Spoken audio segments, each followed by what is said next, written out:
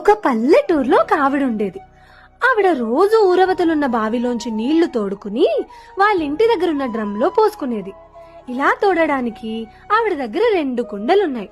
ఒక కుండ చక్కగా బలంగా ఉంది, రెండో కుండ మాత్రం కాస్త పగిలిపోయి వీక్ గా ఉంది. ఆవిడ అయినా కూడా రోజు ఇవే కుండలతో నీళ్లు తెచ్చేది. అయితే బాగున్న కుండలోంచి బోలెడన్న నీళ్లు వచ్చేవి, కానీ పగిలిపోయిన కుండలోంచి చుక్క నీళ్లు కూడా వచ్చేవి కాదు. రోజు ఆవిడ అయినా కూడా ఇలాగే చేస్తూ ఉండేది. ఇదంతా చూసిన పగిలిపోయిన కుండకి బాధ అనిపించి ఆవిడతో ఇలా అడిగింది, అసలు నేను దేనికి పనికిరాను, అయినా నువ్వు రోజు నన్ను తీసుకుని ఎందుకు వెళ్తున్నావు? నా దగ్గర నుంచి నీకు చుక్క నీళ్లు కూడా రావట్లేదు, నువ్వు అంత కష్టం నా కోసం ఎందుకు పడుతున్నావు అని అడుగుతుంది. అప్పుడు ఆవిడ, అయ్యయ్యో, నువ్వు డ్రమ్లో పడే నీళ్ళని మాత్రమే ఎందుకు చూస్తున్నావు? రేపటి నుంచి నువ్వు ఒక్కసారి నేలని చూడు. మనం వచ్చే మార్గంలో నువ్వు పోసే నీళ్ల వల్ల బోల్డన్ని పువ్వులు మొక్కలు చిగురిస్తున్నాయి. వాటిల్లోంచి అందమైన గాలి సువాసన వస్తోంది. అదంతా దేని వల్ల? నువ్విచ్చే చుక్క నీటి వల్లే.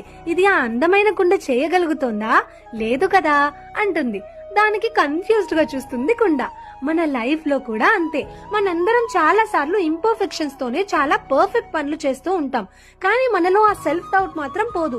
అసలు ఎందుకు, నేనెందుకు ఏం చేయలేకపోతున్నాను, నా దగ్గర ఎన్ని ఫ్లాస్ ఉన్నా నాకెందుకు మంచి జరుగుతోంది అని అనుకుంటూ ఉంటాం. కానీ ప్రతి ఒక్కళ్ళు ఒక పర్పస్ తో పుడతారు, ఒక స్పెషల్ టాలెంట్ ని డెవలప్ చేసుకుంటారు. కానీ మనకి మనం సెల్ఫ్ డౌట్ తో దాన్ని చంపేసుకుంటూ చేయగలమా చేయలేమా అని ఆలోచించి మనల్ని మనమే తొక్కేసుకుంటున్నాం. ఈ పిచ్చివన్నీ మైండ్ లో పెట్టుకోకు.